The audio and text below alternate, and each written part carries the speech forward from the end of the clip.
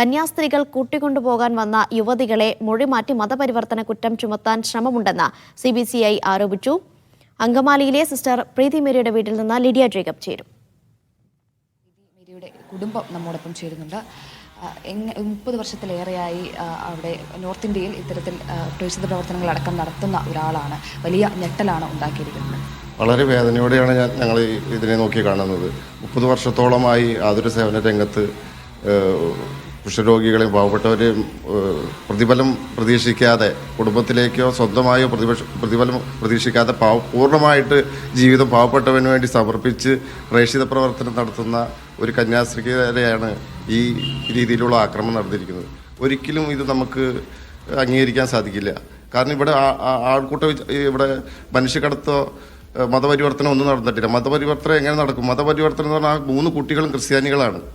അവരുടെ മാതാപിതാക്കളുടെ അനുവാദത്തോടു കൂടിയാണ് വന്നിരിക്കുന്ന അധികാരികളെ അറിയിച്ചു. ഈ 3 കുട്ടികൾക്ക് ആധാർ കാർഡുണ്ട്.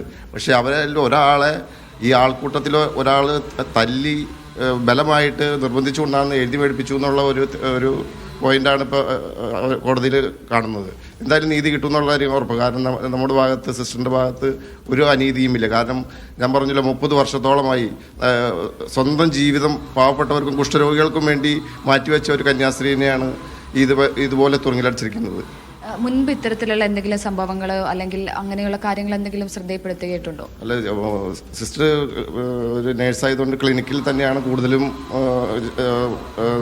നിൽക്കാറ്. പിന്നെ മറ്റുള്ള സിസ്റ്റേഴ്സിൻ്റെ സംഭവങ്ങൾ, പുറത്തിറങ്ങുമ്പോണ്ടാവുന്ന സംഭവങ്ങൾ പഴയതുപോലെ അല്ല, ഇപ്പോൾ കൂടുതലൊരു ബുദ്ധിമുട്ടിലാണ് എന്നൊക്കെ ലീവിന് നാട്ടിൽ വരുമ്പോഴൊക്കെ പറയാറുണ്ടായിരുന്നു.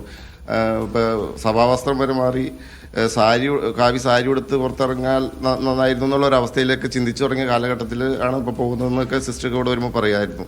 നാട്ടിൽ വന്ന് പോകുമ്പോഴായാലും സിസ്റ്റിനുള്ള വസ്തുക്കൾ കൊണ്ടുപോകുന്നതിനേക്കാളും കൂടുതൽ അവിടെയുള്ള പാവപ്പെട്ടവർക്ക് വേണ്ടിയുള്ള ഡ്രസ്സുകളും ഒക്കെ പാക്ക് ചെയ്ത് ഈ ട്രെയിനിൽ കൊണ്ടുപോകുന്നത് ഞങ്ങളാണ് കയറ്റി കൊടുത്ത് വിടുന്നത്. അപ്പോൾ ഞങ്ങൾ പറഞ്ഞു, വയ്യാത്തതായ സിസ്റ്റർ എന്തിനാ എത്ര വലിയ സാധനങ്ങൾ കൊണ്ടുവന്ന് വെച്ചപ്പോൾ അവിടെ തീരെ പാവപ്പെട്ട കുട്ടികളും ആളുകളാണ്, അവർക്ക് കൊടുക്കാൻ വേണ്ടിയാണെന്നും പറഞ്ഞ് ഞങ്ങളോടൊക്കെ ശേഖരിച്ച് ബണ്ടിലാക്കി കൊണ്ടുപോകുന്ന ഒരു സിസ്റ്ററെയാണ് ഇന്ന് നമ്മുടെ നീതി വ്യവസ്ഥ തുറങ്ങിലടച്ചിരിക്കുന്നത്. എപ്പോഴാണ് നമ്മൾ ഈ ഒരു സംഭവം അറിഞ്ഞത്? അവിടുന്ന് ബന്ധപ്പെടുകയായിരുന്നു? എങ്ങനെയാണ് അറിഞ്ഞത്? ഞങ്ങൾക്ക് ഇവരുടെ മഠത്തിൽ നിന്നാണ് ഞങ്ങൾക്ക് പ്രൊവിൻഷ്യൽ വഴിയാണ് ഞങ്ങൾ അറിഞ്ഞത്. ഇന്നലെ ശനിയാഴ്ച ഞങ്ങൾ ഒരു 8 മണിയോട് കൂടിയാണ് അറിഞ്ഞത്. പക്ഷേ എൻ്റെ തലേ ദിവസം സംഭവിച്ച കാര്യമാണ്. അപ്പോൾ അത് കഴിഞ്ഞിട്ടാണ് ഞങ്ങളോട് പറയുന്നത്. അത് കഴിഞ്ഞിട്ടാണ് പല ചാനലുകളിലും വന്നത്. അങ്ങനെയാണ് ഞങ്ങൾ കൂടുതൽ ഡീറ്റെയിൽസ് അറിഞ്ഞത്. അവിടെ നിന്ന് ആളുകൾ, അതായത് ബന്ധപ്പെട്ടിരുന്നു? അപ്പോൾ ഇവിടെ നിന്ന് ജനപ്രതിനിധികളോ കാര്യങ്ങളോ ആരെങ്കിലും ഒക്കെ ബന്ധപ്പെട്ടിരുന്നോ? ഉറപ്പായിട്ടും ഇവിടെ നിന്ന് ഞങ്ങളുടെ MLA റോജി എം ജോൺ, അതുപോലെ Benny Behanan MP, panchayat president, block president അടക്കം എല്ലാവരും നമ്മുടെ വീട്ടിൽ വന്ന് നമുക്ക് എല്ലാ സപ്പോർട്ടും തന്നിട്ടുണ്ട്. അവർ ഓരോ സ്ഥലങ്ങളിലേക്കും കേന്ദ്രങ്ങളിലേക്കും ഒക്കെ വിളിച്ചിട്ടുണ്ട്. ഇന്ന് പാർലമെന്റിൽ ബെന്നി ബെഹനാൻ ഇത് പെർമിഷൻ കൊടുത്തിട്ടുണ്ട്. ഇത് ഉന്നയിക്കാനുള്ള ഒരു പെർമിഷന് വേണ്ടി ഇന്നലെ തന്നെ തുടങ്ങി ശ്രമിക്കുന്നുണ്ട്. അപ്പം നമ്മുടെ ഇവിടെയുള്ളവരെല്ലാവരും നമ്മുടെ ഒപ്പം നിൽക്കുന്നുണ്ട് എന്നുള്ളത് നമുക്ക് വളരെ സന്തോഷം തരുന്നൊരു കാര്യമാണ്. അതുകൂടാതെ രാജീവ് മിനിസ്റ്റർ ഇന്നലെ വിളിച്ച് സംസാരിച്ചിരുന്നു. അവരും വേണ്ട നടപടികളെല്ലാം സ്വീകരിക്കാമെന്നാണ് പറഞ്ഞിരിക്കുന്നത്. അപ്പോൾ അവരിലൊക്കെ ഞങ്ങൾക്ക് ഒത്തിരി വിശ്വാസമുണ്ട്.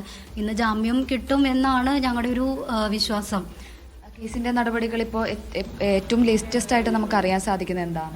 ഇപ്പോൾ 9 മണിയാകുമ്പം കോടതിയിൽ ഹാജരാക്കുമെന്നാണ് ഞങ്ങൾക്ക് ഇവിടുത്തെ പ്രൊവിൻഷ്യൽ നിത്യ എന്ന് പറഞ്ഞ സിസ്റ്റർ അവിടെയുണ്ട്. സിസ്റ്റർ ഇന്നലെ ഇവിടുന്ന് ഫ്ലൈറ്റിന് അവിടെ ചെന്നിട്ടുണ്ട്. അപ്പോൾ സിസ്റ്റർ ഇപ്പോൾ സ്വിച്ച് ഓഫ് ആയിരിക്കുമെന്ന് പറഞ്ഞിരുന്നു ഫോൺ. ഇപ്പോൾ ലാസ്റ്റായിട്ട് കുറച്ച് അരമണിക്കൂർ മുമ്പ് ഞങ്ങളെ വിളിച്ചിരുന്നു. അപ്പം കോടതിയിലേക്ക് ഞങ്ങൾ അങ്ങോട്ടേക്ക് പോവുകയാണ്.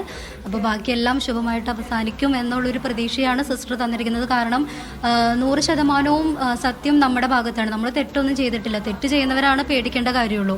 നമ്മളൊരു ജനാധിപത്യത്തിലാണ് നമ്മൾ വിശ്വസിക്കണത് എന്നുണ്ടെങ്കിൽ ഉറപ്പായിട്ടും നീതി കിട്ടണം. വേറൊരാൾക്കും ഇതുപോലെ ഒരിക്കലും ഒരു സംഭവിക്കരുത്. ഇതിപ്പോ ഒരു ഒറ്റപ്പെട്ട സംഭവം. പ്രീതി മേരിയുടെ വീട്ടിൽ നിന്നാണ് ലിഡിയ ജേക്കബിന്റെ റിപ്പോർട്ടാണ് കണ്ടത്.